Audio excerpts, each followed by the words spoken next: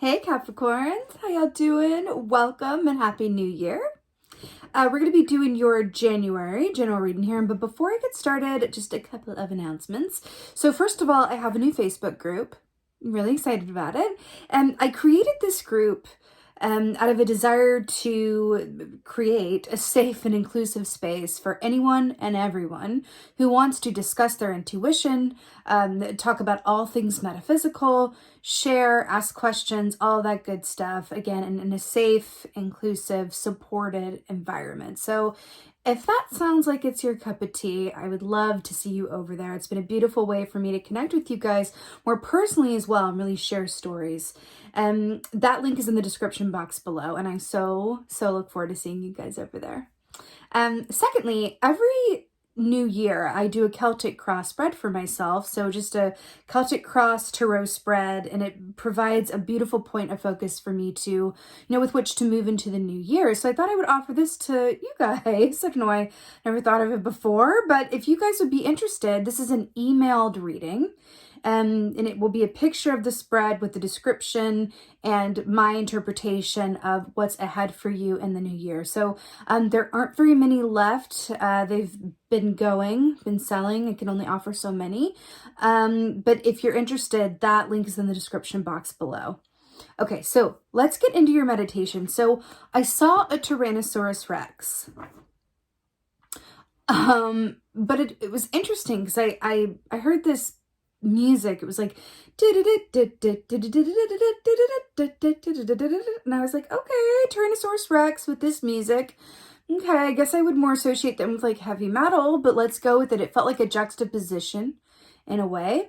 So this T-Rex had on these like little spectacles, and it was sitting with its legs crossed, kind of making notes and doing some work and, turning pages of books very delicately. And then I saw nighttime fall, and this Tyrannosaurus Rex, like, spectacles came off and like eyes were and it just started kind of like tearing up the the landscape, not in like a crazy like dark way, just like being a T-Rex, right? I then I saw the words break the patterns. So what I'm getting from this, it feels like there is a distinct divide between what I will refer to as your domesticated self and your wild person self. Okay. Now I feel like how this can manifest is it feels like it's a bit like we have time to work, and we have who we are when we work, and then we have who we are when we play. We have who we are around these people, and then I'm like this when I'm alone. It feels like there's a certain divide, and it feels like there wants to be some sort of merging of the two things together. Of who you are in one context versus who you are when you're, letting your hair down and, it's just a free for all. I want to get right into the cards here. It's a very interesting, it's always interesting energy. Let's see what your animal energy is for Capricorn. Oh my. Are you ready for this? You got the wolf. So if you guys have been with me for any length of time, you guys know that I associate Capricorns. I have animals that I associate, animal energies that I associate with each sign. Your animal energy is the wolf for me because January, which is the majority of your birth season, I know it begins in December, but the majority of it is in January. That is the time of the wolf moon. So I associate you guys with wolves. It's also an earth energy like you guys. So I'm really obsessed that you're coming up in your own reading in such a pronounced way. But I also want to talk about the fact that the wolf is not a domesticated animal. Wolves, in lore, in mythology, in stories, represent the wild part of ourselves. There's a book by Clarissa Pinkolas Estes called Women Who Run with the Wolves. And it talks about tapping into that wild woman or wild person, as it were, aspect of ourselves. That aspect of ourselves, she says, knows the truth and is free from, breaking the patterns, free from any learned behavior, societal restrictions, or ideas or preconceived limitations that we either place on ourselves or that we inherited. So I'm obsessed. Now, energetically speaking also, this lines up with the Hierophant in the Tarot, which speaks of everything being exactly as it's meant to be, everything being uniform and in order. So again, we have this juxtaposition of energy between everything being in order and aligned and like very proper and polite and manners and all that. And then we have this wild aspect that's like, no, I'd have dinner at breakfast or what?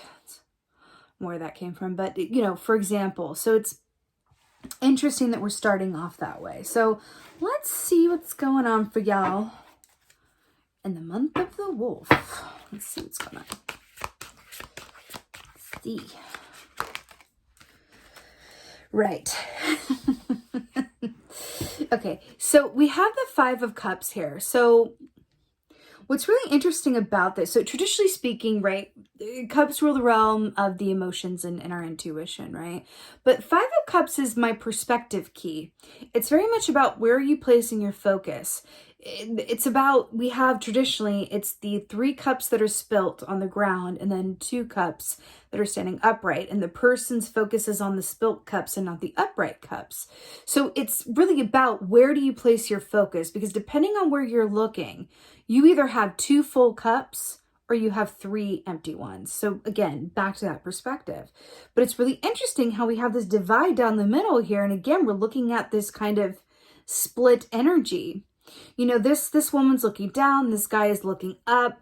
There's some sort of like dichotomy that wants to come into play between the aspect of you that moves from a place of instinct and the aspect of you that moves from a place of learned obligation. Can you investigate that within and for yourself and see how that might benefit you from breaking any kind of patterns or changing it up a bit? Right.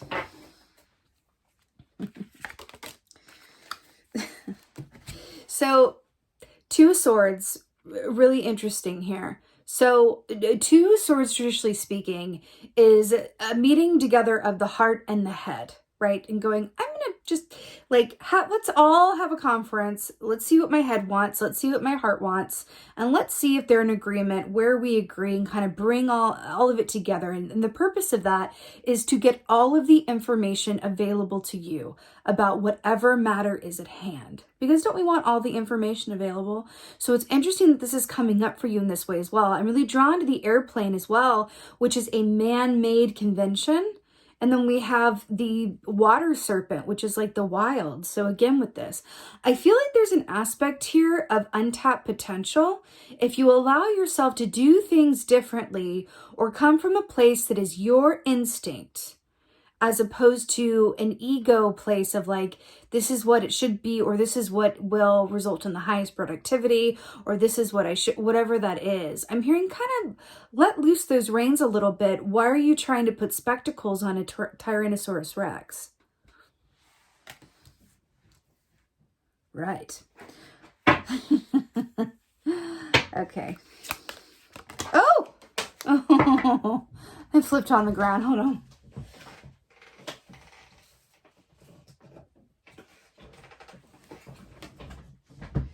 Right. Oh, I hate it when that happens.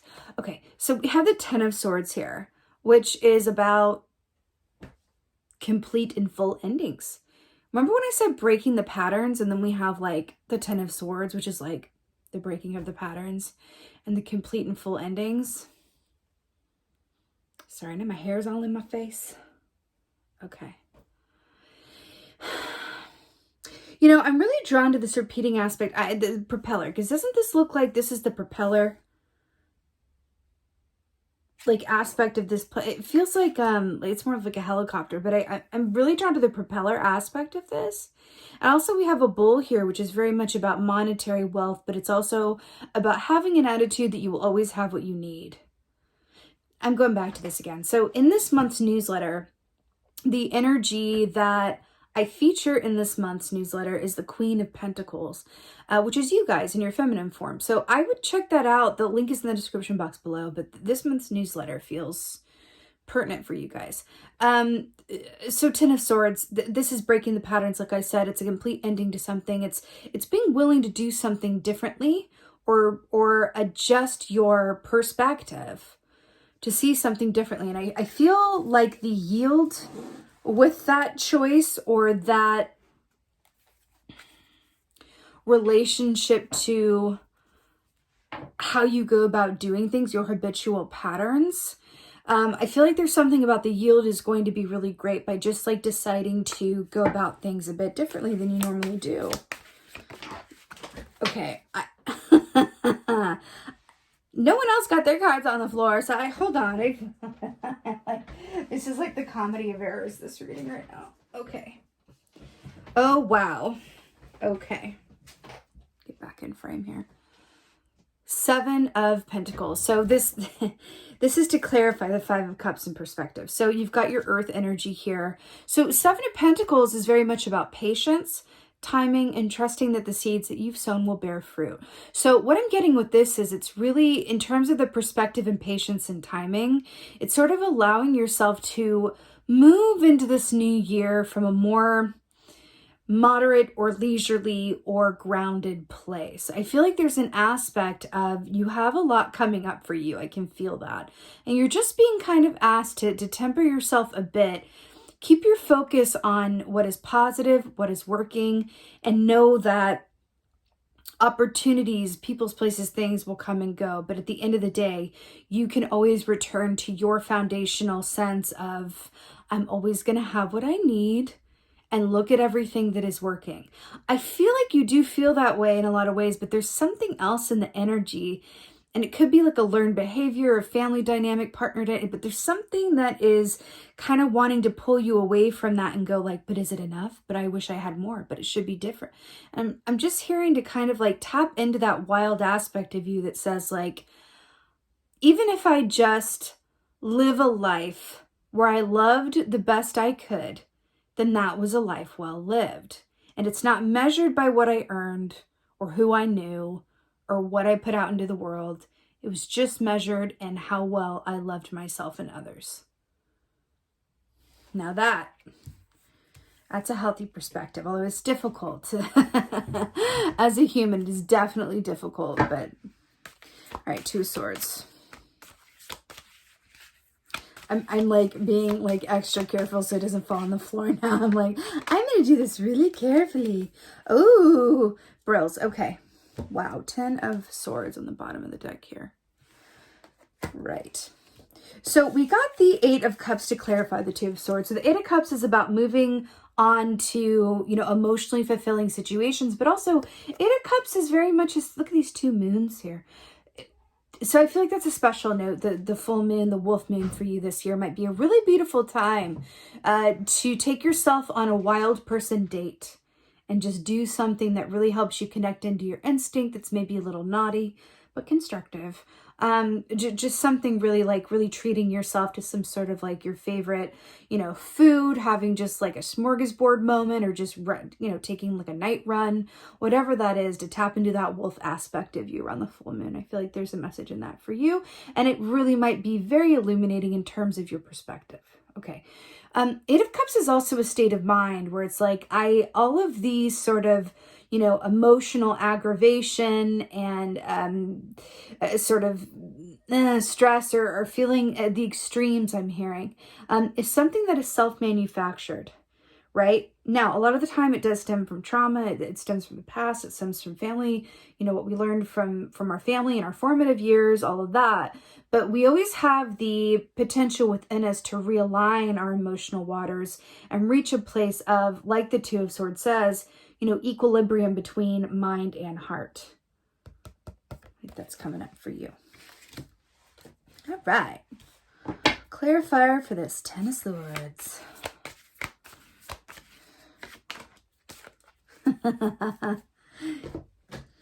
Right. Another moon. Do you see how this is like a half, it's like a crescent moon this way, and then we have the same shape here?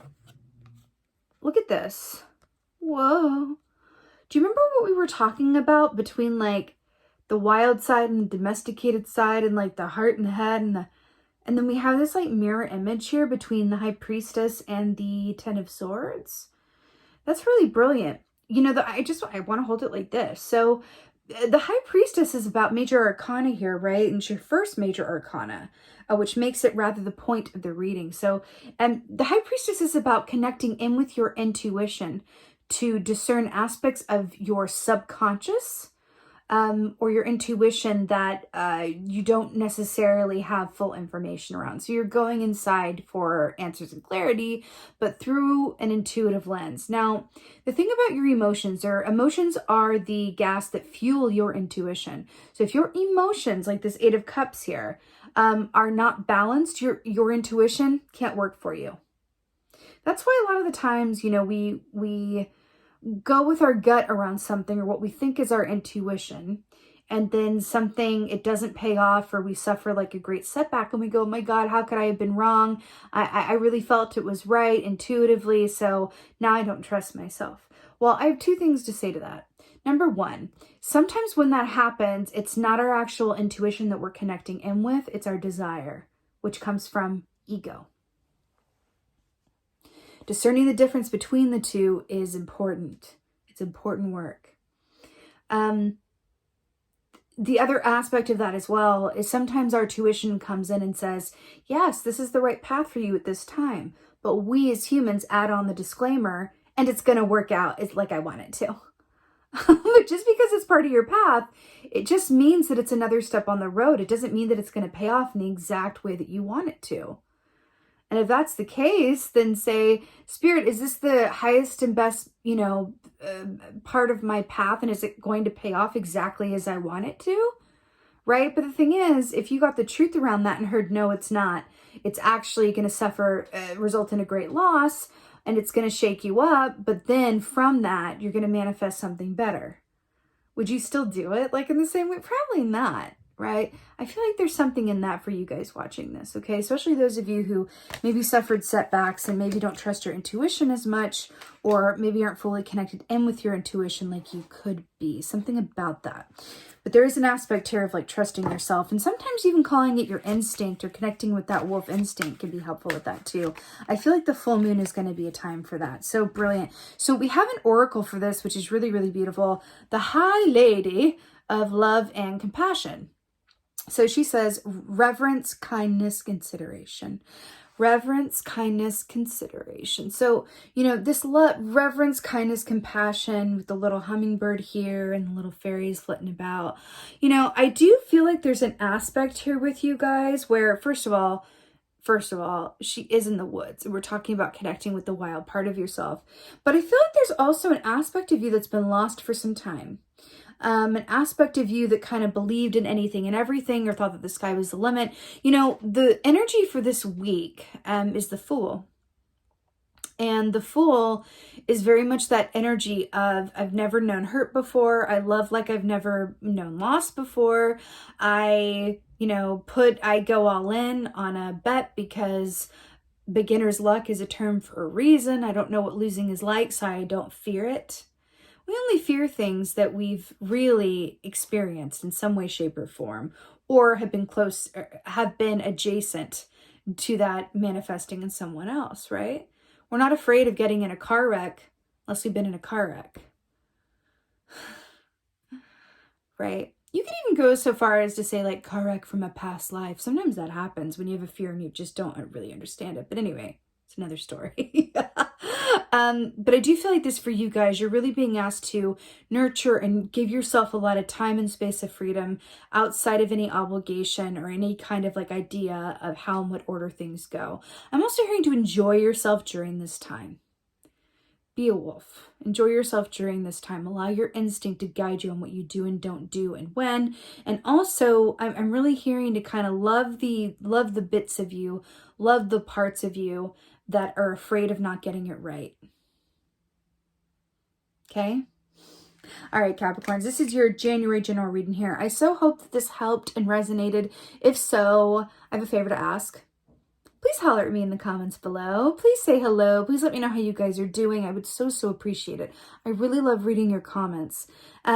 Also, if you would like this video, if you would press that like button wherever it may be, I would really appreciate that. share, and subscribe. It helps me be able to bring you more videos like this, the more you're able to do that for me. So I really appreciate it very much. And again, just thank you guys for being here. And most of all, and as always, thank you for being you. And be well. Until next time.